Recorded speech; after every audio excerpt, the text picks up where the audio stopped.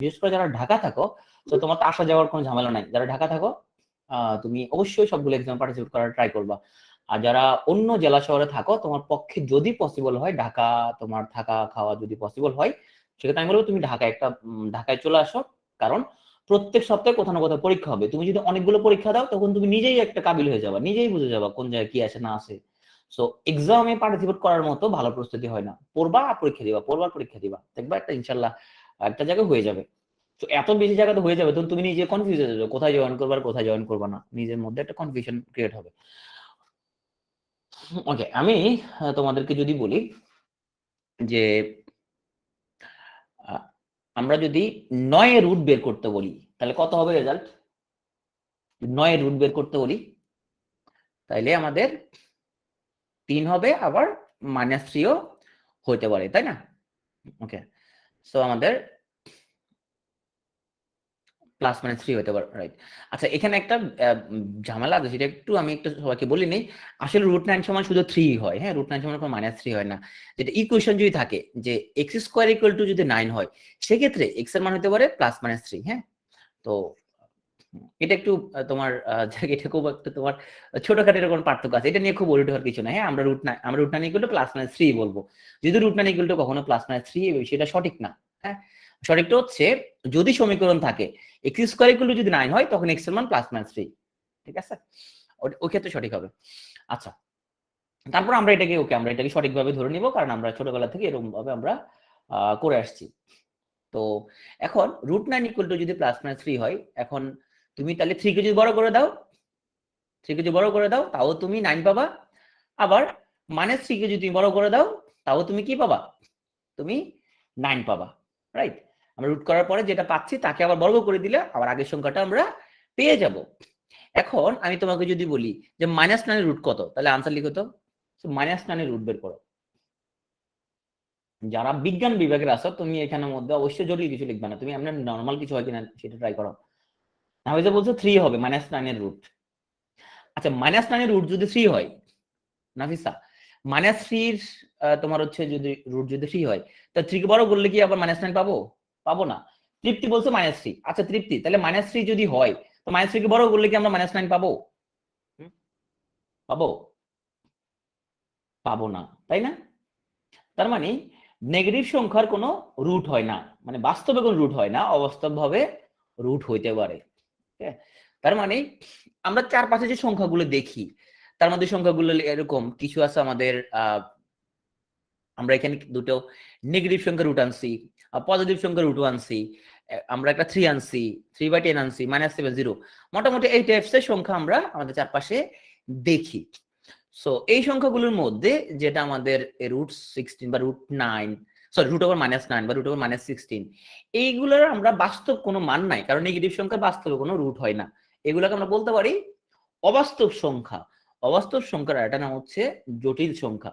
তো আমরা অবশ্য অবাস্তব বা জটিল সংখ্যা হিসেবে নিকেশে যাবো না, যেহেতু আমাদের বিসিএস সিলেবাস এগুলো নাই, আমরা এগুলো পড়বো না। আর জটিল সংখ্যা আলাদা করে পড়ানো হয় ইন্টারমিডিয়েটের ম্যাথে, তো আমরা এখন সেই দিকে যাবো না। আমাদের আজকের লেকচারে কথাবার্তা হচ্ছে যা কিছু বাস্তব সেটা নিয়ে আমরা এখন কথাবার্তা বলবো। তাহলে আমরা নেগেটিভ সংখ্যার রুট ছাড়া পৃথিবীতে আর যত সংখ্যা আছে তাদেরকে বাস্তব সংখ্যা বলে। আমি আবার বলি, নেগেটিভ সংখ্যা রুট ছাড়া পৃথিবীতে আর যত সংখ্যা আছে তাদেরকে বাস্তব সংখ্যা বলে। তাহলে আসো, তাহলে মানে বাস্তব সংখ্যার তোমার বিস্তৃতি ব্যাপকতা কিন্তু অনেক বেশি, তাই না? তো এখন বাস্তব সংখ্যা নিয়ে আমরা একটু কথাবার্তা বলি। তাহলে এখানে আমরা অনেকগুলো বাস্তব সংখ্যা লিখছি। সেই বাস্তব সংখ্যাগুলোর মধ্যে, আচ্ছা ধরো যে √15 ছাড়া আমাদের পরিচিত আরেকটা লিখি, ধরো তোমার √3। তো √3 কে ভগ্নাংশ আকারে লেখা যাবে? √3 কি ভগ্নাংশ আকারে লেখা পসিবল হবে? লিখতে পারবা ভগ্নাংশ আকারে? লেখা যাবে না, কেন? কারণ হচ্ছে যদি এরকম থাকতো, ধরো √3 সমান 1.7320 যদি শেষ হয়ে যেত, তাহলে আমরা কি করতাম? হ্যাঁ, দশমিকের জন্য একটা 1, আর 1 2 3 3 করার জন্য 3টা শূন্য নিলাম, 1732 দিতে পারতাম আমরা, তাই না? এরকম লেখা যাইতো। এখন √3 এর মান তো তোমার হচ্ছে যে 1.732050 ডট ডট ডট একদম তোমার, এটা কখনো কি হবে না, এটা কখনো শেষ হবে না। মাসুম বলছে কালার পেন, কেন আমার এখানে কালার পেন আছে না?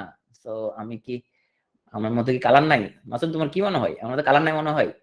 এই দেখো আমার মধ্যে কত ইঙ্ক আছে, এই দেখো যে কত ইঙ্ক আছে আমার মধ্যে, কত কালার আছে। ওকে, সো লাল যেহেতু সবচেয়ে দূর থেকে দেখা যায় সেজন্য আমরা হচ্ছে লালটা ইউজ করা হয়। এবার এখানে কালো গ্রিন সবকিছুই আছে। আচ্ছা, তো এখন তাহলে এখানে যে সংখ্যাগুলো 3/10, -7, 0, √15, এগুলোর মধ্যে √15 কে আমরা ভগ্নাংশ আকারে লিখতে পারবো না। কেন? কারণ এইটার পরে এটা 3 point dot dot dot dot dot dot কোনো কি হবে না, কোনো শেষ হবে না, তাহলে এটা ভগ্নাংশ আকারে লেখা যাবে না। বাকি সবগুলোকে ভগ্নাংশ আকারে লেখা যাবে। তো বাস্তব সংখ্যাকে আমরা দুটা ভাগে ভাগ করলাম, এক ভাগকে ভগ্নাংশ আকারে লেখা যাবে না, আর এক ভাগকে ভগ্নাংশ আকারে লেখা যাবে। আচ্ছা, অনেকে বলবে যে ভাই 3 কি ভগ্নাংশ আকারে লেখা যাবে? এই 3 কি লেখা যাবে ভগ্নাংশ আকারে? 3 ভগ্নাংশ আকারে লেখা যাবে কি যাবে না? যাবে কি যাবে না? আমার যাবে না কেন? আমি নিচে -1 দিলে ভগ্নাংশ হয় না? এটা হয়। তো এখানে -1, এখানে একটা 1 দিই, ভগ্নাংশ আকারে হচ্ছে। তো 0 নিচে একটা 1 দিই, ভগ্নাংশ আকারে হচ্ছে, তাই না? তাহলে বাস্তব সংখ্যাকে আমরা দুটা ভাগে ভাগ করলাম, একটাকে ভগ্নাংশ আকারে লেখা যায় না, একটাকে ভগ্নাংশ আকারে লেখা যায়। সো আমরা তাহলে আমরা কিছু সংখ্যা যদি বলি, সো আমরা আসি √3 ভগ্নাংশ আকারে লেখা যাবে আর যাবে না? Yes or no? ভগ্নাংশ আকারে লেখা যাবে নাকি যাবে না? নো। ওকে, √7 ভগ্নাংশ আকারে লেখা যাবে না, কারণ সংখ্যাগুলো কোনো শেষ নাই। ওকে, সো 1.73 যাবে নাকি যাবে না? যাবে।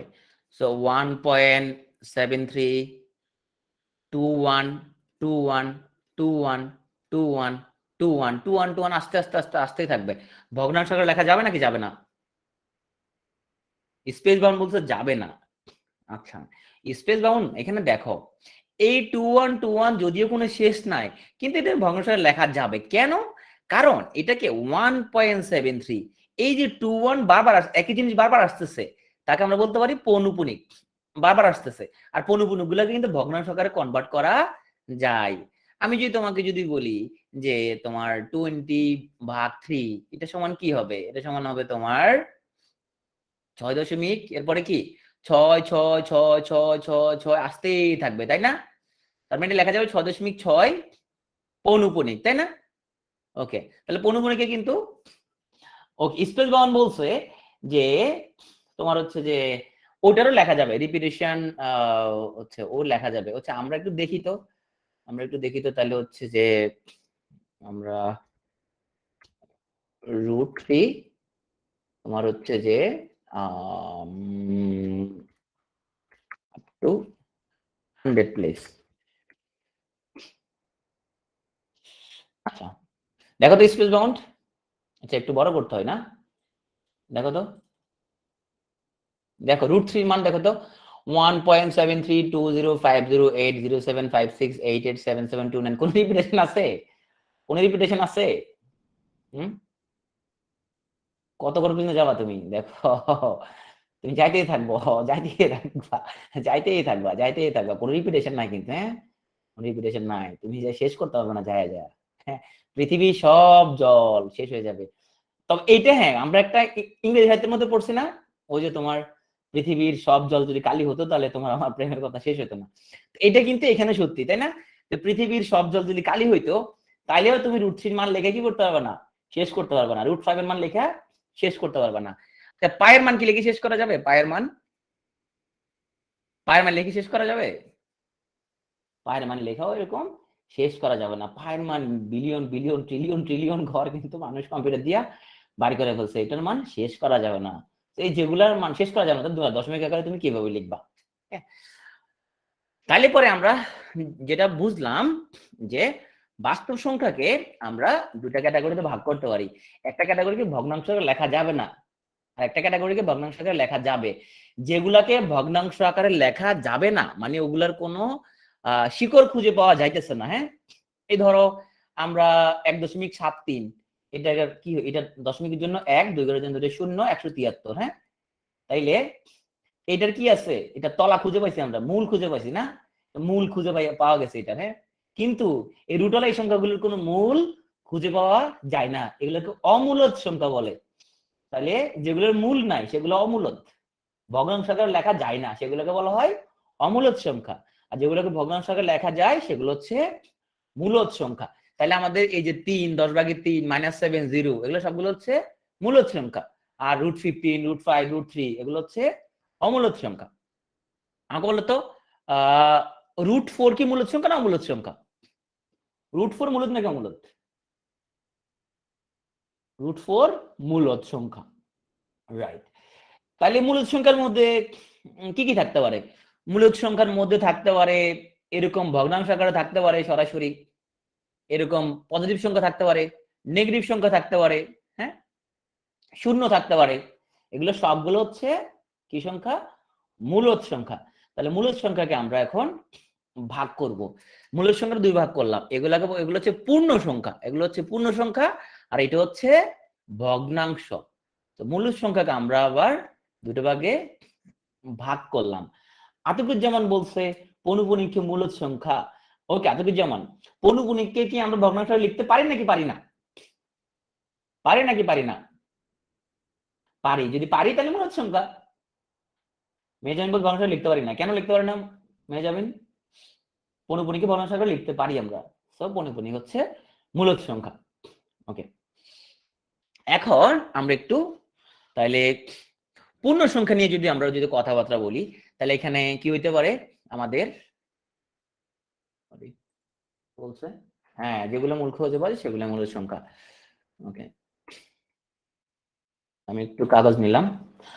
তাইলে আমরা যে পূর্ণ সংখ্যা নিয়ে যে কথাবার্তা বলতেছি, তাহলে পূর্ণ সংখ্যা হইতে পারে ধনাত্মক, পূর্ণ সংখ্যা হইতে পারে ঋণাত্মক, আবার হইতে পারে শূন্য।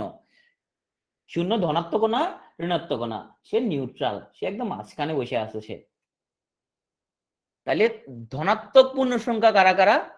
সো ধনাত্মক পূর্ণ সংখ্যা হচ্ছে এই যে 1, 2, 3, 4, 5, 6 এগুলো হচ্ছে ধনাত্মক পূর্ণ সংখ্যা। ঋণাত্মক -1, -2, -3 এগুলো হচ্ছে ঋণাত্মক পূর্ণ সংখ্যা।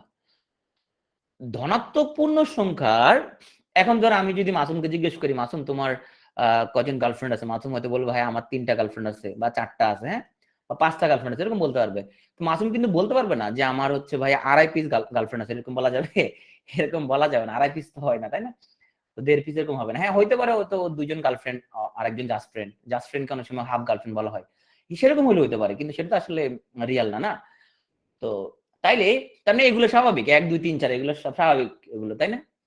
এই ধনাত্মক পূর্ণ সংখ্যাকে বলা হয় স্বাভাবিক সংখ্যা বা ন্যাচারাল নাম্বার, হ্যাঁ, এগুলো বলা হয় ন্যাচারাল নাম্বার। হ্যাঁ, আমরা যখন স্কুলে পড়তাম তখন কোনো ছেলে কোনো মেয়ের সাথে কথা বলতে পারতো না, কোনো ছেলে কোনো মেয়ের সাথে কথা বললে পরদিন তোমার স্কুলে ওর নামের লগে মানে মাসুম যদি আমার আমলে স্কুলে পড়তো তাহলে দেখা গেলো মাসুম যোগ এম যোগ তমুক নাম লেখা দিবে পোলাপান, মানে ঘটনা খারাপ হয়ে যাবে খুবই, তখন ছেলে মেয়ে কথা বলতে পারতো না, খুবই সমস্যা ব্যাপার ছিল। আচ্ছা, তো তাইলে আমরা একটু রিভিউ করি এবার একটু। আচ্ছা, ধনাত্মক পূর্ণ সংখ্যা যেটা আমরা স্বাভাবিক সংখ্যা বলতেছি, সেখানে আবার কি কি হইতে পারে? তাইলে সেখানে হইতে পারে ধরো এই যে 1, 3, 5 এই সংখ্যাগুলো তারা 1 এবং ওটা নিজে ছাড়া অন্য কোনো সংখ্যা দিয়ে ভাগ যাবে না, তাই না? আবার 8, 10, হ্যাঁ, 14 1 এবং সে নিজে ছাড়াও আরো অন্যান্য সংখ্যা দিয়েও ভাগ যায়, এগুলোকে বলা হয় মৌলিক সংখ্যা, যেগুলাকে 1 এবং ওই সংখ্যা ছাড়া অন্য কোন সংখ্যা দিয়া ভাগ করা যায় না, এগুলো মৌলিক সংখ্যা। আর 1 এবং ওই সংখ্যাটা ছাড়াও আরো অন্যান্য সংখ্যা দিয়ে ভাগ করা যায়, এটাকে 2 দিয়ে ভাগ করা যায়, 4 দিয়ে ভাগ করা যায়, এটাকে 2 দিয়ে ভাগ করা যায়, 5 দিয়ে ভাগ করা যায়, হ্যাঁ, এটাকে 2 দিয়ে 7 দিয়ে ভাগ করা যায়, এগুলোকে বলা হয় যৌগিক সংখ্যা। তাইলে ধনাত্মক পূর্ণ সংখ্যা হইতে পারে মৌলিক এবং যৌগিক। তাইলে বলো 1 কি সংখ্যা? বলো তাইলে 1 কি মৌলিক নাকি যৌগিক? তো 1 কি প্রাইম নাম্বার নাকি প্রাইম নাম্বার না? ভাস্কর বলছে মৌলিক, তৃপ্তি বলছে মৌলিক, কেয়া বলছে যৌগিক। 1 মৌলিক না যৌগিক না, এক কিছুই না, এক মাঝামাঝি। 1 মৌলিক না যৌগিক, 1 হলো অত্যন্ত অত্যাশ্চর্য একটা সংখ্যা, যে মৌলিক না যৌগিক না, সে নিজে একটা আলাদা ব্র্যান্ড। তন্ময় বলছে যে সে নিজে একটা ব্র্যান্ড, সে মৌলিক না যৌগিক না, নিজে একটা ব্র্যান্ড সে, হ্যাঁ, সে একদম এটা কোনো কিছুর মধ্যে পড়ে না। তাহলে আমরা তখন যে কথাগুলো বললাম সে কথাগুলো একটা সামারি করি। তাহলে আমরা এই যে পৃথিবীতে যে তাবৎ যে সংখ্যা, এটাকে আমরা প্রথমে দুটা ভাগে ভাগ করে ফেলছি। একগুলো হচ্ছে আমরা তাদের নাম দিছি জটিল সংখ্যা বা অবাস্তব সংখ্যা, মানে হচ্ছে নেগেটিভ সংখ্যার রুট, ওগুলো নিয়ে আমাদের কোনো কাজ কারবার নাই। আর একগুলো হচ্ছে বাস্তব সংখ্যা, তাদেরকে নিয়ে আমাদের মোটামুটি কাজ কারবার। বাস্তব সংখ্যা মানে রিয়েল নাম্বার, তাকে আমরা আর নামে ডাকলাম। ওকে, এখন এই বাস্তব সংখ্যাকে আমরা হচ্ছে যে দুটা ভাগে ভাগ করে ফেলছি। এক ভাগের মূল আছে, তাকে বলা হয় মূলদ। আরেক ভাগের মূল নাই, তারে বলা হয় অমূলদ। মানে এগুলোকে আমরা পি বাই কিউ আকারে প্রকাশ করতে পারি। মূলদ গুলাকে আমরা, এটা কিউ আর অমূলদ হচ্ছে বাকিটা কিউ প্রাইম। ওকে, যেগুলার আমরা আবার মূল বার করতে পারি ওগুলোকে আমরা আবার দুটা ভাগে ভাগ করছি। একগুলাকে আমরা বলতেছি পূর্ণ সংখ্যা বা ইন্টিজার, পূর্ণ সংখ্যা বা ইন্টিজার। সো পূর্ণ সংখ্যা, আর একগুলোকে বলতেছি আমরা ভগ্নাংশ। তো ইন্টিজারকে আমরা জেড দ্বারা প্রকাশ করতে পারি, আমরা জেড দ্বারা প্রকাশ করতে পারি। এরপরে যে আমাদের যে পূর্ণ সংখ্যা যে জেড, তাকে আবার আমরা, এই যে পূর্ণ সংখ্যা জেড, তাকে আমরা আবার তিনটা ভাগে ভাগ করছি। এক গ্রুপে ফেলছি আমরা হচ্ছে ঋণাত্মক সংখ্যা, এক জিরো নিজেই একটা ব্র্যান্ড, এবং একটা হলো ধনাত্মক পূর্ণ সংখ্যা। তো ধনাত্মক পূর্ণ সংখ্যাকে আমরা একটা নাম দিছি ন্যাচারাল নাম্বার বা স্বাভাবিক সংখ্যা। এই ন্যাচারাল নাম্বারকে আমরা আবার তিনটা ভাগে ভাগ করছি। একটা হচ্ছে মৌলিক, একটা হচ্ছে যৌগিক, আর ওয়ান নিজে একটা ব্র্যান্ড, তাই না? সো এখন আমরা যদি একটা কোশ্চেন যদি দেই, ওকে, আচ্ছা, আমরা সেটের, যদিও আজকে আমরা সেট পড়াচ্ছি না এখানের মধ্যে, সেট আমাদের বীজগণিতে আলাদা একটা চ্যাপ্টার আছে, কিন্তু এরপর আমরা একটা তোমার হচ্ছে যে একটা সেট নিয়ে একটু অল্প করে একটু কথা বলি। ধরো এ হচ্ছে একটা সেট যার উপাদানগুলো হচ্ছে 1 2 3 4 5 6, এগুলো হচ্ছে এর উপাদান। তো এ থেকে আমরা যদি ধরো শুধুমাত্র বিজোড় সংখ্যা নিলাম, সো 1 3 5, এটা নিয়ে আমরা আরেকটা সেট গঠন করলাম, তার নাম দিলাম আমরা বি। আমরা বলতে পারবো বি হচ্ছে এর বাচ্চা, বি হচ্ছে এর বাচ্চা মানে সাবসেট। এটা লিখতে পারবে, এইভাবে লিখতে পারবে বি সাবসেট এ। বি হচ্ছে এর বাচ্চা সেট বা সাবসেট। এ আবার এ নিজেরও সাবসেট, যদি সেটা প্রকৃত সাবসেট না, আমরা এইসব আলোচনা সেটের মধ্যে বিস্তারিত আলোচনা করব। শুধু এতটুকু আমরা মনে রাখি যে মানে কারো বাচ্চাকে বলা হয় সাবসেট। তাইলে আমরা যদি এখন সাজাই, আমি দুটো জিনিস এখানে লিখব, তোমরা দুই পক্ষে এখন ভাগ হয়ে যাবা। তোমরা বলবা যে এখানের মধ্যে কোনটা কারেক্ট। তোমরা হচ্ছে যে দুইটা ভাগে ভাগ হয়ে যাবা। এখন আমি দেখতে চাই যে তোমরা আসলে জিনিসটা কতটুকু বুঝতে পারছো। ওকে, সো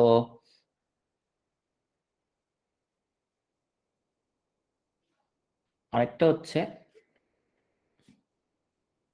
এখানে কোনটা ট্রু,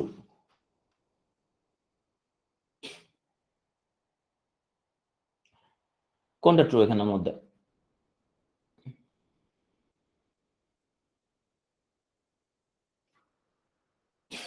ওকে, সো এইখানে প্রথমটার মধ্যে আমরা যেটা বলছি যে আর হচ্ছে কিউ এর বাচ্চা, কিউ হচ্ছে জেড এর বাচ্চা, জেড আবার এন এর বাচ্চা, তার মানে পুরো আমরা একটা উল্টা কথা বলছি। আসলে তা না, আসলে হচ্ছে স্বাভাবিক সংখ্যা হচ্ছে পূর্ণ সংখ্যার বাচ্চা, তাই না?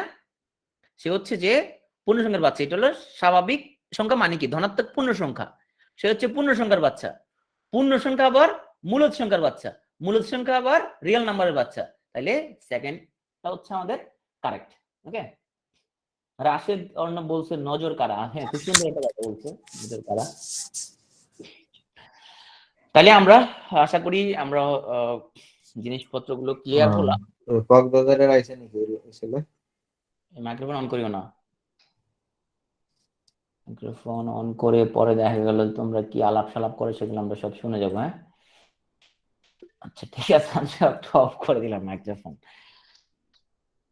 ওকে, এখন আমরা একটু মৌলিক সংখ্যা নিয়ে একটু কথাবার্তা বলি। হ্যাঁ, ওকে, তো মৌলিক সংখ্যা নিয়ে কথাবার্তা বলি। তো চলো মৌলিক সংখ্যা নিয়ে। সো মৌলিক সংখ্যা মানে হচ্ছে এক এবং ওই সংখ্যা ছাড়া অন্য কোনো সংখ্যা দিয়ে তাকে ভাগ করা যায় না, তাদেরকে বলা হয় মৌলিক সংখ্যা। তৃপ্তি কিউটা বুঝো নাই? তৃপ্তি কিউ হচ্ছে মূলদ।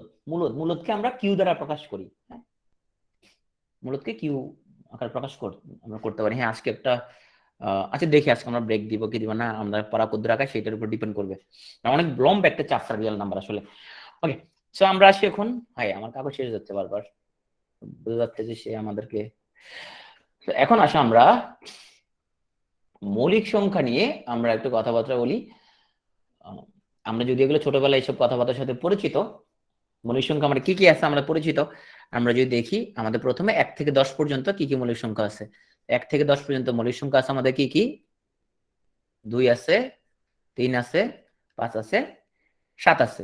ওকে, এরপর আমরা 11 থেকে 20 পর্যন্ত যদি আমরা হিসাব করি, তাইলে 11, 13, 17, 19। সো আমরা যদি 21 থেকে, আমি আর লিখবো না কারণ তোমাদের বইয়ের মধ্যে এগুলো আছে, সো আমি এগুলা লিখে এখানে টাইম ওয়েস্ট করতে চাই না। 23 এবং 29, এরপর 31 থেকে 40 পর্যন্ত গেলে তুমি দেখবা তোমার 31, 37, 41 থেকে 50 পর্যন্ত দেখবা 41, 43, 47। হ্যাঁ, 51 থেকে 60 পর্যন্ত 53, 59, এরকম তোমার বইয়ের মধ্যে সবগুলা হিসাব নিকাশ আছে। তো অনেকে বিভিন্ন রকম মুখস্থ করে, আমি বলবো কোনো কারণ লাভ নেই মুখস্থ করে। তুমি এইসব ফোন নাম্বার কোনো এসব মুখস্থ করে লাভ হবে না। আলটিমেটলি এক্সাম হলো তোমাকে গুণগুণই করতে হবে, না মুখস্থ করার কিছু নাই। তুমি জাস্ট তুমি 1 থেকে 100 পর্যন্ত কি কি মৌলিক সংখ্যা আছে সেগুলো একটু তুমি রিভিশন দিতে পারো। হ্যাঁ, 1 থেকে 100 পর্যন্ত একটু রিভাইজ দিতে পারো, কিন্তু মুখস্থ করার কোনো দরকার না। এক্সাম হল আলটিমেটলি তোমাকে ওই খুঁজে খুঁজে বের করতে হবে, তোমাকে গুণে বের করতে হবে। এসব মুখস্থ খুব একটা কাজে আসবে না। তো তুমি একটু জেনে রাখো, তোমার 1 থেকে 10 পর্যন্ত মৌলিক সংখ্যা তো তুমি দেখতে পাচ্ছ 4টা আছে। হ্যাঁ, সো 1 থেকে 100 পর্যন্ত মৌলিক সংখ্যা কয়টা আছে? 1 থেকে 100 পর্যন্ত মৌলিক সংখ্যা কয়টা আছে আমরা কি বলতে পারবো? মাত্র 20টা। মাত্র 20টা। 25টা মৌলিক সংখ্যা আছে 1 থেকে 100 পর্যন্ত। 1000 পর্যন্ত কয়টা মৌলিক সংখ্যা আছে আমরা জানি? 1000 পর্যন্ত, 1 থেকে 1000 পর্যন্ত কয়টা মৌলিক সংখ্যা আছে? কয়টা? 100। কয়টা একটু লিখে বলো। 1 থেকে 100 পর্যন্ত জানে কিনা কেউ? 168টা। স্পেস বাউন্ড খুব বেশি না, 168টা মৌলিক সংখ্যা আছে 1 থেকে 1000 পর্যন্ত। এরকম ছোটখাটো কিছু তথ্য একটু মনে রাখা লাগবে। এখন আসো পরীক্ষায় আসলে কি আসবে। পরীক্ষায় এই মৌলিক সংখ্যা থেকে অনেকভাবে প্রশ্ন আসতে পারে। প্রিভিয়াস এর প্রশ্ন দেখলে 31 থেকে 50 পর্যন্ত কয়টা মৌলিক সংখ্যা আছে এরকম আসতে পারে। 51 থেকে তোমার হচ্ছে যে 100 পর্যন্ত কয়টা মৌলিক সংখ্যা আছে। হ্যাঁ, এরকম বিভিন্ন ভাবে তোমার প্রশ্ন আসতে পারে। হ্যাঁ, 1 থেকে 100 পর্যন্ত কয়টা আছে এরকম বিভিন্ন উপায়ে। আবার নিচের কোনটি মৌলিক সংখ্যা, এইটা হচ্ছে যে তোমার বিভিন্ন জায়গায় আসতে পারে। বিসিএস অবশ্যই এটা খুব টায়ার্ড হয়ে গেছে মনে হয়। না, 2000 পর্যন্ত ডাবল হবে না, আরো কমতে থাকবে। সাইদা মাজরা খুব সুন্দর একটা প্রশ্ন করছে। আমরা যতই সামনের দিকে যাব মৌলিক সংখ্যার পরিমাণটা ততই কমতে থাকবে। তাহলে দেখো 1 থেকে 100 পর্যন্ত মৌলিক সংখ্যার পার্সেন্ট কত বলতো? কত পার্সেন্ট মৌলিক সংখ্যা? 1 থেকে 100 পর্যন্ত মৌলিক সংখ্যা কত পার্সেন্ট? 25% কিন্তু মৌলিক সংখ্যা।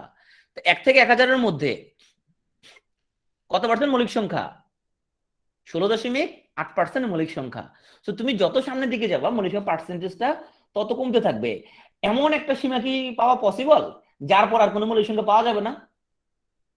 এমন কিছু কি পসিবল যে এই লিমিট? কারণ আমরা জানি যত সামনের দিকে যাবো মৌলিক সংখ্যা প্রাপ্তির হার ততই কমে যাবে, মৌলিক সংখ্যা প্রাপ্তির হার।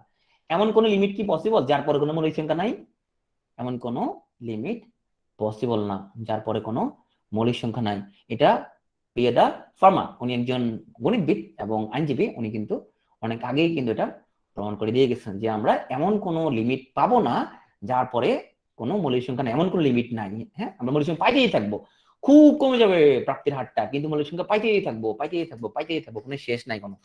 ওকে, এখন আসো পরীক্ষায় তোমার যেরকম আসতে পারে নিচের কোনটি মৌলিক সংখ্যা, এটা সবচেয়ে কমনলি আসতে পারে। এখন পর্যন্ত অনেকবার আসছে, বিভিন্ন ব্যাংকিং পরীক্ষা আসতে পারে, অনেক জায়গায় আসতে পারে নিচের কোনটি মৌলিক সংখ্যা।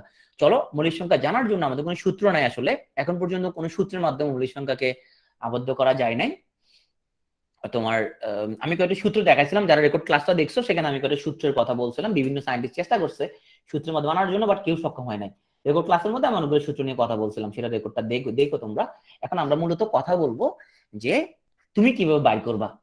তার মানে আমরা মৌলিক সংখ্যা বের করার জন্য আমরা মূলত তোমার হচ্ছে যে যেটা চেষ্টা করব, কি চেষ্টা করব যে সে অন্য কোনো সংখ্যা দ্বারা বিভাজ্য কিনা, সে 2 দ্বারা বিভাজ্য কিনা, 3 দ্বারা বিভাজ্য কিনা, 4 দ্বারা বিভাজ্য কিনা, 5 দ্বারা বিভাজ্য কিনা, 6 দ্বারা, 7 দ্বারা, 8 দ্বারা, 9 দ্বারা, 10 দ্বারা, 11 দ্বারা বিভাজ্য কিনা, এই জিনিসগুলো আমরা বের করার ট্রাই করব।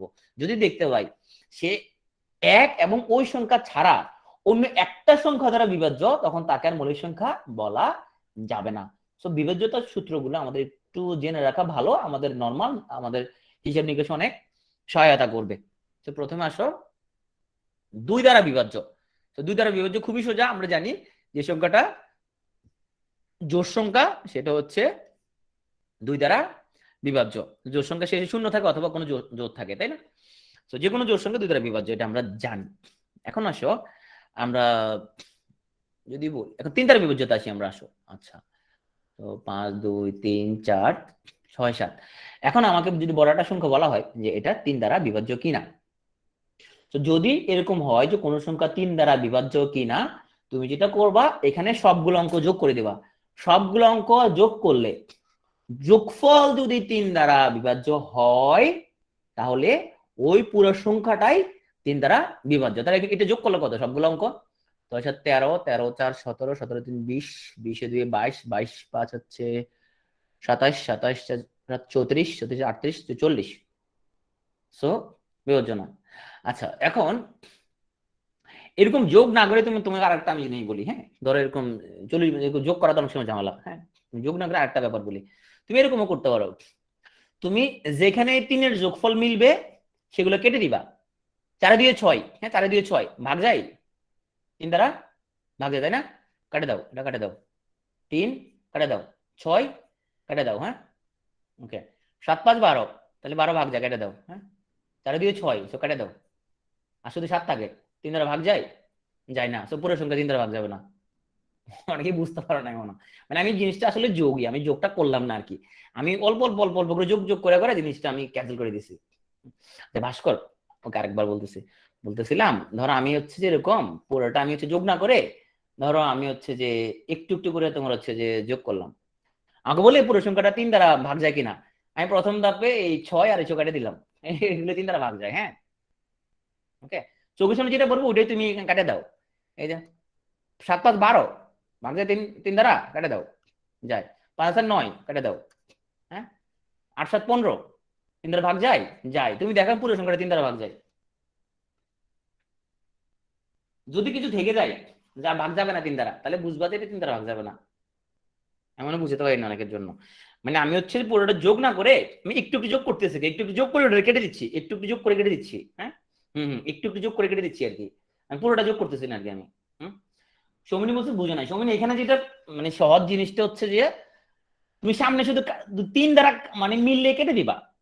ধরো আমি একটা লিখলাম সংখ্যা 5, 7, 2, 3, 4, 5, 6, 7, 3, 2, হ্যাঁ।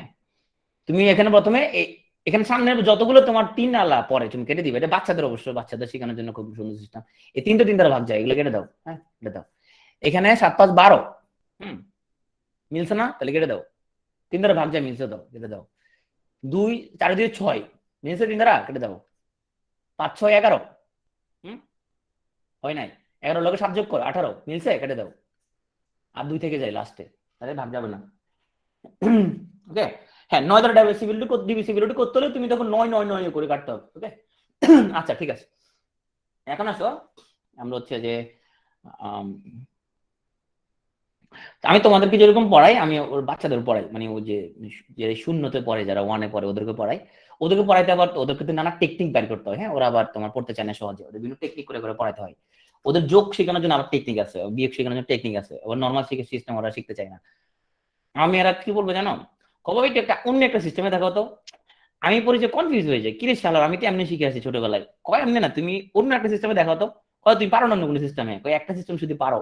তো ওদের জন্য আমাকে বিভিন্ন সিস্টেম আবিষ্কার করতে হয়, হ্যাঁ, ওরা কয় যোগীটা এমনি করছো করে, অন্য কোনো ভাবে দেখো তো করে। আমি ওদের জন্য অন্য সিস্টেমে দেখি এটা অন্য কোনো ভাবে করা যায় কিনা। এখন আসলে আমরা 4 দ্বারা বিভাজ্য নিয়ে একটু কথাবার্তা বলি। সো 4 দ্বারা বিভাজ্য কোন সংখ্যা হওয়ার জন্য যেটা আমরা দেখব, সংখ্যাটার একক এবং দশক স্থানীয় অঙ্কটা, ধরো একটা বড় সংখ্যা লিখলাম আমি, তো 5 7 8 4 3 2, হ্যাঁ, একক এবং দশক দুটো সংখ্যা নিব, শুধু দুটো সংখ্যা নিব, একক এবং দশক দুটো অঙ্ক নিব আমরা। সো একক আর দশক দুটো অঙ্ক যদি 4 দ্বারা বিভাজ্য হয়, তাইলে পুরো সংখ্যাটাই তোমার 4 দ্বারা বিভাজ্য হবে। আর শূন্য হলে 4 দ্বারা বিভাজ্য হবে, একক দশক শূন্য হলেও 4 দ্বারা বিভাজ্য হবে। তাহলে 1 2 3 4 আমাদের গেল, এই 4টা পারবো আমরা, এক তো অস্বীকার কিছু নাই। তাহলে এখন আসো 5 দ্বারা। তো 5 দ্বারা বিভাজ্য আমরা জানি শেষ অঙ্কটা 0 আর 5 হলে 5 দ্বারা বিভাজ্য, এখানে আর কিছু নাই। ওকে, এই যে বলছো দুটো একসাথে নিব, হ্যাঁ 4 দ্বারা বিভাজ্যের ক্ষেত্রে তুমি শেষ দুটো অঙ্ক নিবা, শেষ দুটো অঙ্ক, শেষ দুটো অঙ্ক যদি তোমার 4 দ্বারা বিভাজ্য হয়, তাহলে পুরো সংখ্যাটা 4 দ্বারা বিভাজ্য। ক্লিয়ার? 5 দ্বারা বিভাজ্য শেষ অঙ্কটা 0 বা 5 হলে পুরো সংখ্যাটা 5টা আরেকবার, ধরো তোমার হচ্ছে আমি লিখলাম তোমার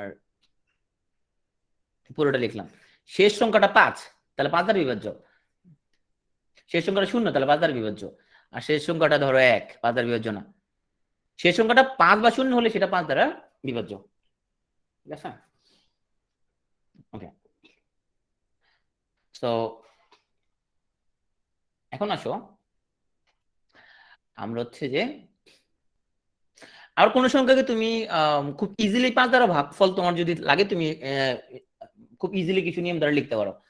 ধরো আমি তোমাকে বললাম যে আচ্ছা 22কে যদি তোমাকে আমি 10 দ্বারা ভাগ করতে বলি, তুমি এটা পারবা? কত হয় বলো তো?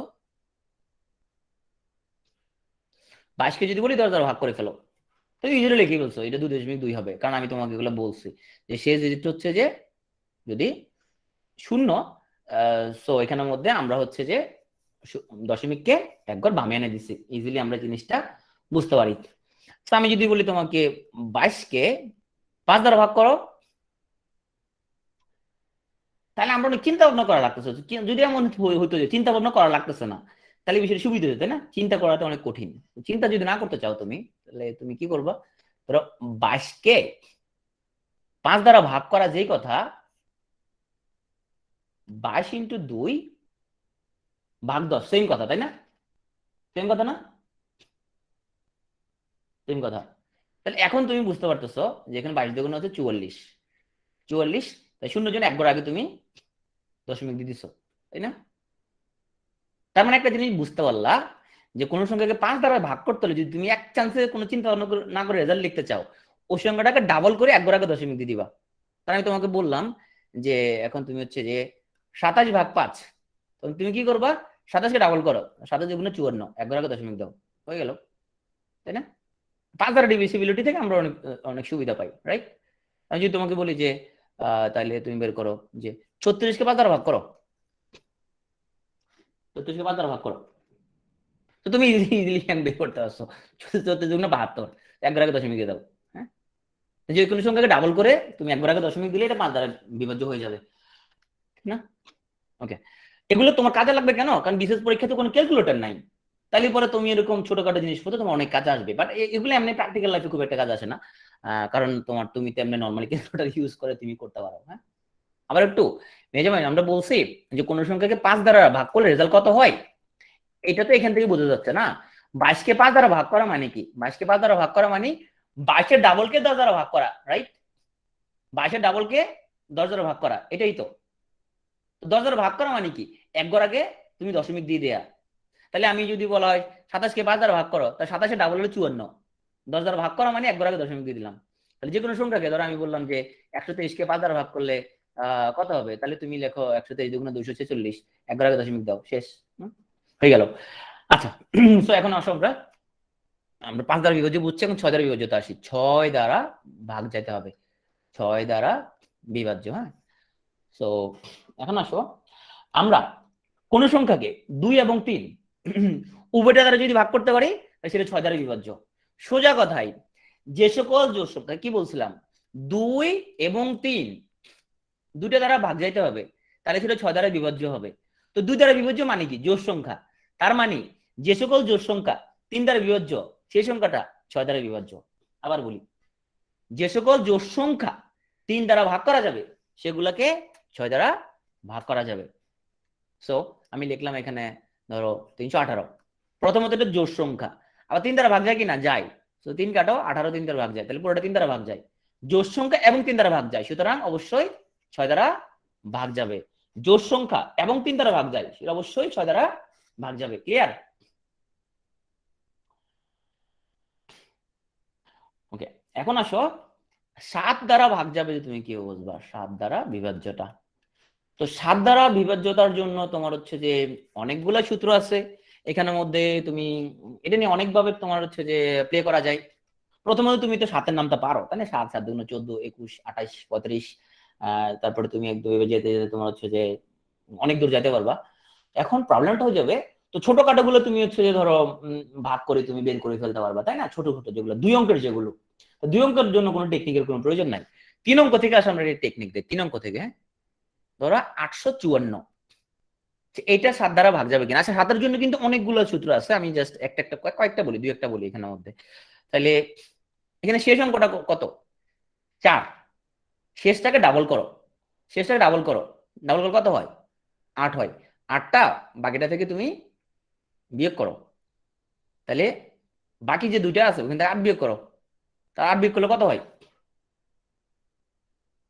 8 বিয়োগ করলে কত হয়? 77। 77 7 দিয়ে ভাগ যায়। অর্ণব, ওই 85 থেকে 8 বিয়োগ করবো আগে দুটো থেকে, হ্যাঁ যায়, তাহলে পুরোটা আবার তোমার 7 দিয়ে ভাগ যাবে। তুমি দেখো পুরোটা 7 দিয়ে ভাগ যাবে, তুমি দেখো, বিশেষ নাহলে তুমি ট্রাই করে দেখতে পারো। তুমি বলবো ভাই 3 অঙ্ক হচ্ছে বই, হ্যাঁ 3 অঙ্ক হচ্ছে বেশি হলে তুমি রিপিট করতে পারো সিস্টেমটা, 2 3 4 5 7। তাহলে আমরা যেটা করলাম প্রথমে, তাহলে এখানে 7কে যদি আমি, আচ্ছা সবচেয়ে বেস্ট ওই হচ্ছে, আমি হইলে আমি এইসব এগুলো করতাম না, আমি হলে ডাইরেক্ট ভাগ করা শুরু করে দিতাম। হ্যাঁ, এখন অনেক সময় তোমার জেনে রাখা ভালো আর কি, এগুলো হচ্ছে নাইস টু নো, এগুলো হচ্ছে মূলত নাইস টু নো। হ্যাঁ, যে তোমার হচ্ছে একটু জেনে রাখা ভালো, কিন্তু আমি অনেক সময় এইসব সিস্টেম না যা হয়তো দেখেন ডাইরেক্টলি হয়তো ভাগ করে দিতাম, হ্যাঁ, যে মন মর্জির উপর ডিপেন্ড করবে। তো 7কে, তার সিস্টেমটা আমি জেনে রাখি। হ্যাঁ, তো 7কে ডাবল করলে কত? 14। তাহলে তুমি হচ্ছে 14কে এটা থেকে বিয়োগ দাও, তাহলে কত হয় আমাদের এখানে? কত হয়? 31 হয়, তাই না? তো 3। ওকে, তাহলে এখানের মধ্যে তুমি 1কে ডাবল করো, তাহলে কত? 2। তাহলে 231। 1কে ডাবল করো, তাহলে হচ্ছে 2, তাহলে 21। 7 দ্বারা ভাগ যায়, পুরোটা 7 দ্বারা ভাগ যায়। হ্যাঁ, ওকে, সো পুরোটা 7 দ্বারা ভাগ যাবে।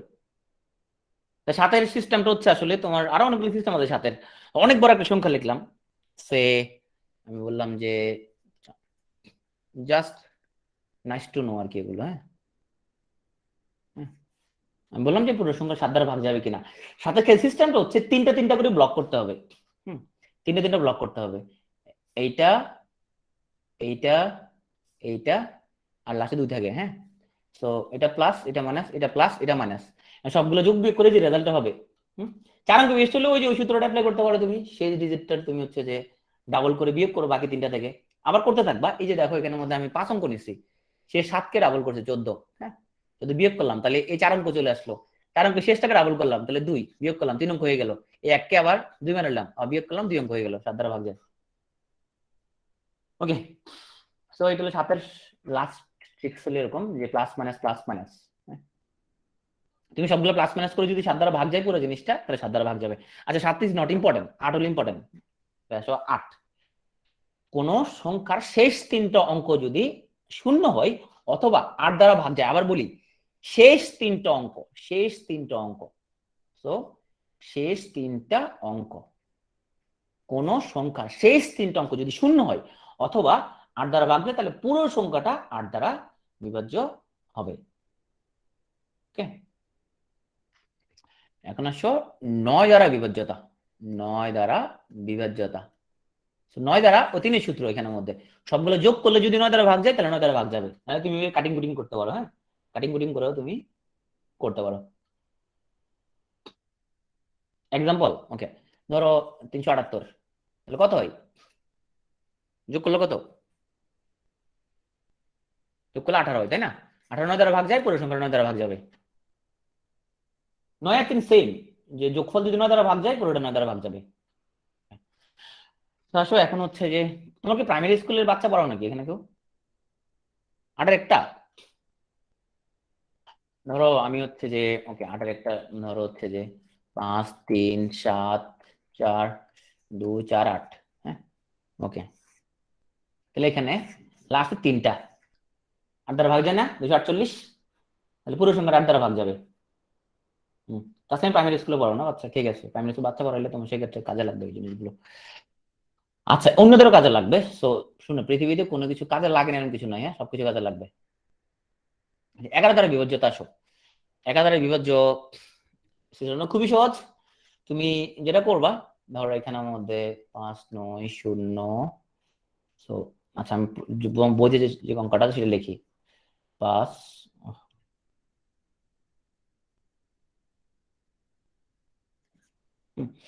এই সংখ্যাটা, সো এটার 11 জন্য যেটা হচ্ছে, তুমি এই এই এই তো বীজস্থানীয় অঙ্ক আর জোড়স্থানীয় অঙ্ক আলাদা আলাদা যোগ করো। বীজস্থানীয় অঙ্কগুলো যদি যোগ করো কত হয়? বীজস্থানীয় মানে প্রথম 3 নাম্বার 5 নাম্বার এইভাবে। হ্যাঁ, এখানে কত হয়? 2 9, তাহলে 11 হয় এখানের মধ্যে। এখানের মধ্যে 3 3 6 6 5 11। জোড়স্থানীয় বীজস্থানীয় এগুলো যদি দুটো পার্থক্য যদি শূন্য থাকে, দুটো পার্থক্য যদি সেম থাকে, শূন্য থাকে, তাহলে পুরো অঙ্কটা 11 দ্বারা বিভাজ্য। তাহলে আমি একটা বড় সংখ্যা লিখি,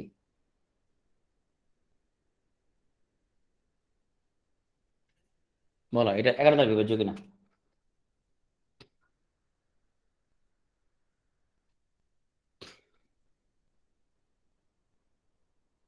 11 দ্বারা বিভাজ্য এটা।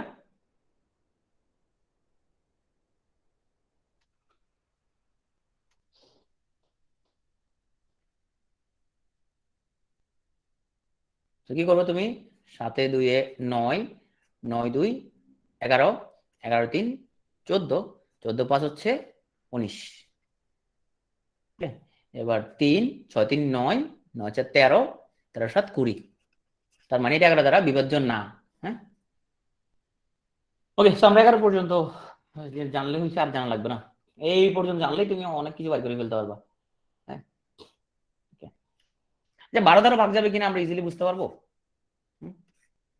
কোন সংখ্যা 3 দ্বারা ভাগ যাইতে হবে, আবার 4 দ্বারাও ভাগ যাইতে হবে, সেটা 12 দ্বারা ভাগ যায়।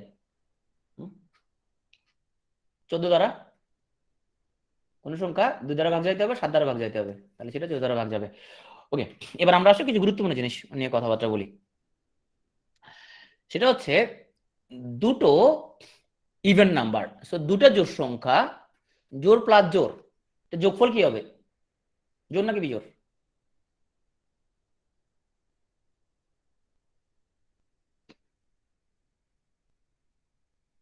যোগফল হচ্ছে জোড়।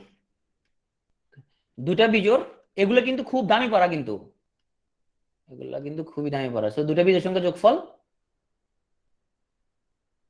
জোড়। ওকে, দুটা বিজোড় যোগফল জোড়।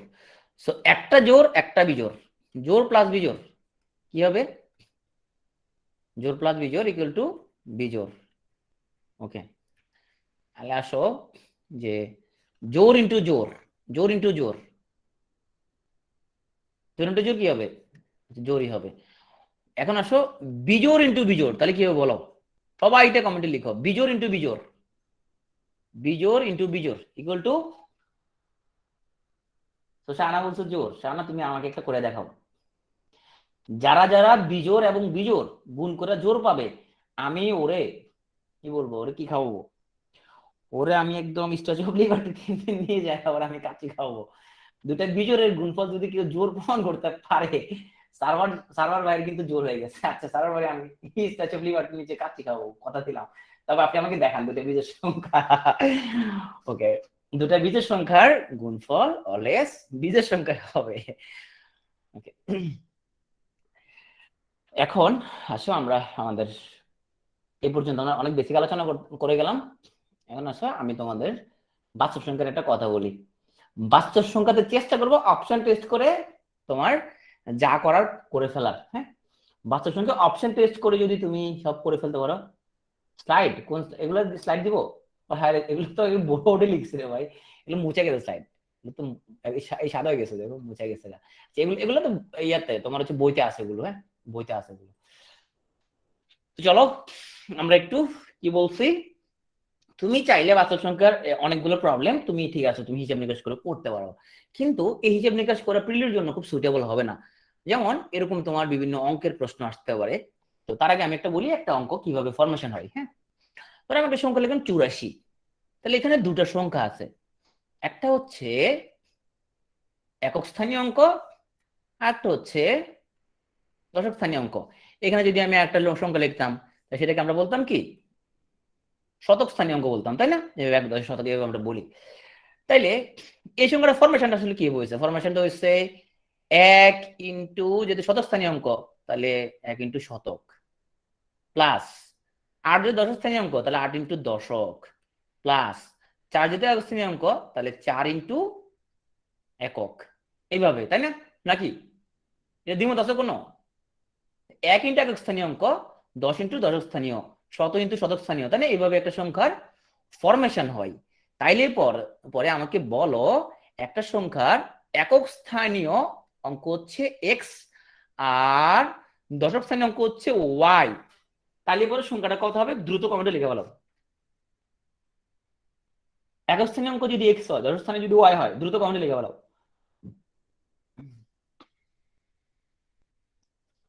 আমি বলছো Y X, Taslima Y X, হে ওয়াই এক্স, সংখ্যাটা ফরমেশন কি ওয়াই এক্স হয়। তো সংখ্যাটার ফরমেশন হবে অন্তরা হচ্ছে 10 ইন্টু ওয়াই এক্স। ওকে, আচ্ছা ঠিক আছে। তো সংখ্যার ফরমেশন ঠিক আছে এক্স প্লাস 10 ওয়াই, রাইট। আমরা জানি একটা সংখ্যার ফরমেশন হচ্ছে 1 ইন্টু এক স্থানীয় অঙ্ক প্লাস 10 ইন্টু দশক স্থানীয় অঙ্ক। তাহলে সংখ্যাটা যদি উল্টাই দিই আমি, ওয়াই হচ্ছে একক স্থানীয়, এক্স হচ্ছে দশক স্থানীয়, তাহলে সংখ্যাটা কত হবে? তখন এই যে আমাদের 10x প্লাস ওয়াই। ওকে, আচ্ছা, তাহলে এই সংখ্যাটা বলছে দুই অঙ্ক বিশিষ্ট একটা সংখ্যার অঙ্কদ্বয়ের স্থান বিনিময়ের ফলে 54 বৃদ্ধি পায়, অঙ্ক দুটির যোগফল 12। অঙ্ক দুটির যোগফল যদি 12 হয়, আমরা যদি ধরি যে একক স্থানীয়টা হচ্ছে এক্স, তাহলে পরে আমাদের দশক স্থানীয়টা হচ্ছে আমাদের সরি 12 মাইনাস এক্স, তাই না? 12 মাইনাস এক্স, যে দুটোর যোগফল বলছে 12, তাহলে একক স্থানীয় যদি হয় এক্স, দশক স্থানীয় অঙ্কটা হবে 12 মাইনাস এক্স। সংখ্যাটা কত হবে? সংখ্যাটা হবে 1 ইন্টু একক স্থানীয় প্লাস 10 ইন্টু দশক স্থানীয়, তাই না? এই হচ্ছে সংখ্যাটা। ওকে, এখন যদি অঙ্কদ্বয় স্থান বিনিময় করে তাহলে সংখ্যাটা কত? আরেকবার, ওকে, আচ্ছা আরেকবার বলতেছি। ধরো এখানে আমাদের বলছে অঙ্ক দুটার যোগফল হচ্ছে 12, তাহলে তুমি যদি ধরো যে একক স্থানীয়টা হচ্ছে তোমার এক্স, দশক স্থানীয় কত ধরবা? দশকটা 12 মাইনাস এক্স, রাইট? একটা সংখ্যার ফরমেশন কেমন হয়? সংখ্যার ফরমেশন হয় 1 ইন্টু একক স্থানীয় প্লাস 10 ইন্টু দশক স্থানীয়, এটা তো সংখ্যা, তাই না? এই যে একটু আগে যে তোমরা উত্তর দিলাম, আচ্ছা মুছে গেছে এখানের মধ্যে, রাইট? সামিউল অপশন টেস্ট করে ইজি হয়, আমি সেটাতে যাচ্ছি সেখানের মধ্যে। এখন আসো, যদি অঙ্ক তো স্থান বিনিময় করে ফেলে তো সংখ্যাটা কি হবে? তাহলে আমাদের এইটা হবে একক স্থানীয় আর এইটা হবে দশক স্থানীয়, তার মানে এই 1 ইন্টু একক স্থানীয় প্লাস 10 ইন্টু দশক স্থানীয়, এটা নতুন সংখ্যাটা। তাহলে কি বলছে আমাদেরকে যে স্থান বিনিময় করলে যেটা হবে এইটা মাইনাস এইটা, সমীকরণ ইজ ইকুয়াল টু 54। এটা মাইনাস এটা ইজ ইকুয়াল টু 54। এখন আমরা ইকুয়েশন করে এক্স এর মান বের করব, এক্স এর মান বের করে সংখ্যাটা বের করতে পারবো। দিস ভেরি লেংদি ওয়ে, হ্যাঁ, অনেক লম্বা একটা প্রসেস। এই প্রসেসে যদি তুমি প্রিলি পরীক্ষা দাও তাহলে তোমার অঙ্ক করা লাগবে না, আর ওখানে তুমি হচ্ছে যে শেষ, ওইটাই শেষ, ওখানে তুমি শেষ দাফন হয়ে যাবা। আসলে এইভাবে করা যাবে না। বাস্তব সংখ্যা চেষ্টা করতে হবে অঙ্ক না করে করার জন্য, আর যদি একান্ত অঙ্ক করা লাগে তাহলে তুমি চেষ্টা করতে হবে, যদি করা লাগে একান্ত অঙ্ক তাহলে তুমি কি করবা না, এটা অবশ্যই শুরুতে করা যাবে না। তুমি কি করবা, বড় একটা গোল্লা দিয়া চলে যাবা, শেষে আসে করবা, হিসাব নিকাশ করলে শেষে করবা, হিসাব নিকাশ করার কোনো প্রয়োজন নাই। হ্যাঁ, ওকে, তাহলে আমরা দেখি অপশন টেস্ট কি জিনিস। সৌদা বারবার বলতেছে ভাই অপশন টেস্ট জিনিসটা একটু বুঝি না। অপশন টেস্ট মানে হচ্ছে উত্তরগুলো মিলাই মিলাই দেখা। দেখো অঙ্ক দুটোর যোগফল 12, সবগুলো যোগফলই তো 12 আছে, 7 5 12, 9 3 12, হ্যাঁ 9 3 12, সবগুলো যোগফল 12 আছে। তাহলে এই তথ্য তেমন কাজে লাগতেছে না। বলছে অঙ্ক দিয়ে স্থান বিনিময়ের ফলে 54 বৃদ্ধি পায়। আচ্ছা, 57 স্থান বিনিময়ের ফলে 75 হয়, 54 বাড়ছে, 54 বাড়ে নাই, তাহলে এটা বাদ। হ্যাঁ, 75 স্থান বিনিময় করলে ওটা কমে যাবে, তাহলে এটা বাদ, হিসাব করার কিছু নাই, তাই না? ওকে, 39 স্থান বিনিময় করলে 93 হয়, তাইলে 93 থেকে 39 গেলে কত? 54। সো এটা কিন্তু আমরা পেয়ে গেছি। সো দিস ইজ আমাদের আনসার। তাহলে আমরা 10 সেকেন্ড 15 সেকেন্ডে এরকম অঙ্ক করে ফেলতে পারবো। বাস্তব সঙ্গে কোনো হিসাব নিকাশের কোনো প্রয়োজন নাই। হিসাব নিকাশ যদি করা লাগে একান্তই, যদি মনে হয় তুমি এমনি পারতেছো না, হিসাব করবা, তাহলে এখন করবা না, পরে করবা। পরপর তিনটের সংখ্যার গুণফল 120 হলে সংখ্যা তিনটির যোগফল কত? তো এইটাও তুমি বিভিন্ন ভাবে করতে পারো। তুমি ধরলা প্রথম সংখ্যাটা হচ্ছে এক্স, পরটা হচ্ছে এক্স প্লাস ওয়ান, তারপর এক্স প্লাস টু। হ্যাঁ, ধরে তুমি তিনটাকে গুণ করবা। গুণ করলে এটা দ্বিপদী আমরা সিস্টেমে আমাদের চলে যেতে হবে, দ্বিপদী আমরা করাবো বীজগণিতে। দ্বিপদী নিয়মে এক্স এর মান আসবে তোমার। হ্যাঁ, অনেক লম্বা সিস্টেম হবে। আবার তুমি আরেকটা সিস্টেমে করতে পারো, যেহেতু বলছে পরপর তিনটে সংখ্যার গুণফল 120, 120কে তুমি উৎপাদক করো প্রথমে। 120 উৎপাদক করলে 2 60, তাহলে হচ্ছে যে 30, 2 হচ্ছে যে 15, তাহলে 3 দিয়ে করলে হচ্ছে আমাদের 5। তাহলে উৎপাদক করলাম কি 2 ইন্টু 2 ইন্টু 2 ইন্টু 3 ইন্টু 5। তার মানে এই গুণফলটাকে আমরা এমন ভাবে কিছু লেখার চেষ্টা করব যাতে করে পরপর তিনটা সংখ্যা হয়, এমন কিছু লেখার চেষ্টা করবো, তাই না? তাহলে এমন কিছু লেখার চেষ্টা করা যেতে পারে। এই 2 ইন্টু 2 তাহলে 4 ইন্টু 3 আর একসাথে লিখি 3 আর ইন্টু 6। হ্যাঁ, এটা 5, তাহলে 4 5 6 এভাবে লেখা যেতে পারে। ওকে, আচ্ছা। এখন আসো, এই উৎপাদক করে তুমি সবসময় সুবিধা করতে পারবো তা না, উৎপাদক করে সবসময় সুবিধা করতে পারবে না, তাও টাইম লাগবে। এখন আসো, তোমার টাইম যদি তুমি কমাইতে চাও, তাহলে তুমি হচ্ছে যে কি করতে পারো দেখো। সো তুমি তাহলে যেটা করতে পারো, তুমি এখানে অপশন টেস্ট তোমার জন্য বেস্ট অপশন। তাহলে তুমি দেখো, অপশন টেস্ট করতে হলে তুমি যেটা করতে হবে, পরপর, হ্যাঁ, সো পরপর তিনটা সংখ্যার তোমার হচ্ছে যে গুণফল 120, তাহলে এটা যোগফল চাইছে। তো এখন আসো, পরপর তিনটা সংখ্যার মানে পরপর তিনটা ক্রমিক সংখ্যা, আবার বলি শুনো, পরপর তিনটা ক্রমিক সংখ্যার গুণফল অলওয়েজ 3 দ্বারা বিভাজ্য হয়, রাইট? না, সেটা এখানে কাজে লাগবে না, আমরা এটা কাজে লাগানো ট্রাই করি। ধরো আমরা প্রথমে আমরা চিন্তা করি এটা 9 হবে কিনা, এটা প্রথম 3 দ্বারা ভাগ দাও তুমি। হ্যাঁ, 3 দ্বারা ভাগ দিলে কি হয়? 3 হয়, তাই না? তাহলে আগে একটা লেখো 2, পরেরটা লেখো তুমি 4। তাহলে দেখো তো এটা পরপর 3টা হয়েছে কিনা? হয়েছে। এখন এটা গুণফল কি 120 হয়? হয়? হয় না, এটা বাদ। হ্যাঁ, ওকে। 12কে তুমি হচ্ছে যে 3 দ্বারা ভাগ দাও, তাহলে তুমি হচ্ছে যে 4। হ্যাঁ, তার আগে লেখো 3, পরে লেখো 5। এটা হয়? হয়? গুণফল হয় না, এটা বাদ। 14কে তুমি 3টা ক্রমিক সংখ্যার হিসাবে লিখতে পারবে না, এটা হিসাবে আসবে না, এটা হিসাবে আসবে না, এটা 14 হিসাবে আসবে না। কেন? কারণ 14কে তুমি 3টা ক্রমিক দিয়ে এরকম পারবা না তো। 14কে দেখো পারো কিনা দেখো তো, পারা যাবে না, এটা বাদ, এটা ওখানে নগদে বাদ। 15কে আসো, তাহলে 15 3 ভাগ করলে কত? 5। আগে একটা লেখো 4, পরে একটা লেখো 6। দেখো তো 120 হয় কিনা গুণ করলে? হয়। তাহলে এটা অ্যান্সার। এখন তুমি এটা আসলে করার কোনো প্রয়োজন ছিল না, প্রথম তিনটা যদি উত্তর না হয় শেষেরটা অবশ্যই উত্তর। এই বুঝতে পারছো কিনা? তাহলে 10 সেকেন্ড 10 সেকেন্ড 10 সেকেন্ড, তিনটাতে 30 সেকেন্ড। হুম, 14কে 6 7 8, মেজাবিন 14কে 6 7 8 লিখবা। মেজাবিন 6 7 8 যোগ করলে কি 14 হয়? মেজাবিন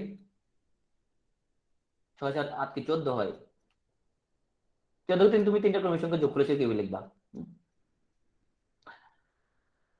পরপর 4টা বললে তোমার হচ্ছে যে না, 4 দিয়ে ভাগ করলে সবগুলো মিলবে না এখানের মধ্যে। 5টা বললে সেক্ষেত্রে তুমি ইকুয়াল করতে পারবা। আচ্ছা, তো এখন আসো, আমরা এটার পরে আমরা একটা ব্রেকে যাব। এক্স এবং ওয়াই উভয়ই বিজোড় সংখ্যা, তিনি ভাগ করে বুঝবা কেমনে? আচ্ছা, তিনি ভাগ করে বুঝবা কেমনে? এখন তুমি তিনটা ক্রমিক সংখ্যা যদি বের করতে চাও এবং সেখানে এদের যোগফল দিয়ে দিছে, ধরো আমি তোমাকে যদি বলি যে 21 তিনটা ক্রমিক সংখ্যার যোগফল, তুমি লেখো তো কোন তিনটা ক্রমিক সংখ্যা। 21 যদি তিনটা ক্রমিক সংখ্যা যোগফল হয়, সেই ক্রমিক সংখ্যা তিনটা কত হবে? 21 যদি 3টা ক্রমের সঙ্গে যোগফল হয় 6 হবে খুব ইজিলি, তাই না? কারণ তুমি প্রথমে 21কে লিখতে পারো, 21কে লিখতে পারো তুমি 7 7 7, এটাকে 1 কমাই দাও, এটাকে 1 বাড়াই দাও, তাহলে 6 7 8 হয়ে গেল, তাই না? 6 7 8 হয়ে গেল। তো ক্রমের সংখ্যা তো আমরা এমনিতে করি। বুঝতে পারছি ক্রমের সংখ্যা আমি কেমন লিখলাম? তো যদি কই 3টা ক্রমের সংখ্যা যোগ করে 39, তাহলে সংখ্যা 3টা কত? তুমি কি লিখবা তাহলে?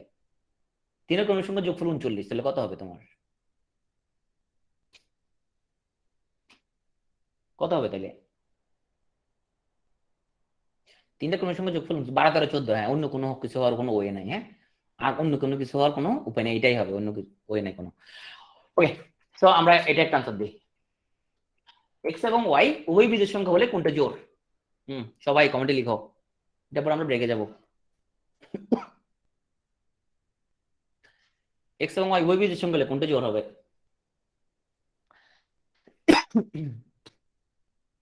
আমরা দেখি তো, একটা একটা করে চিন্তা করে দেখি। দুটো বিজোড় সংখ্যা হলে, দুটো বিজোড় সংখ্যার যোগফল জোড় সংখ্যা, জোড় সংখ্যা হলে 1 যোগ করলে সেটা বিজোড় হয়ে যাবে, বাদ। দুটো বিজোড় সংখ্যার গুণফল অলয়ের বিজোড় সংখ্যা, বাদ। দুটো বিজোড় সংখ্যার গুণফল অলয়ের বিজোড় সংখ্যা, সেটার লগে 2 যোগ করলে সেটাও বিজোড় সংখ্যায় থেকে যাবে, এটা বাদ, আর এটা আনসার। হ্যাঁ, হাত তুলছো যে, বলো বলো।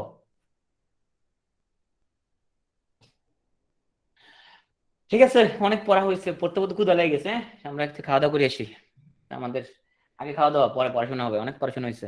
সবাই খাওয়া দাওয়া করে আসি, আমরা ফিরবো ঠিক 10টা বেজে 20 মিনিটে।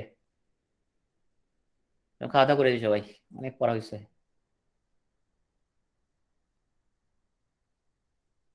ওকে, তো সবাই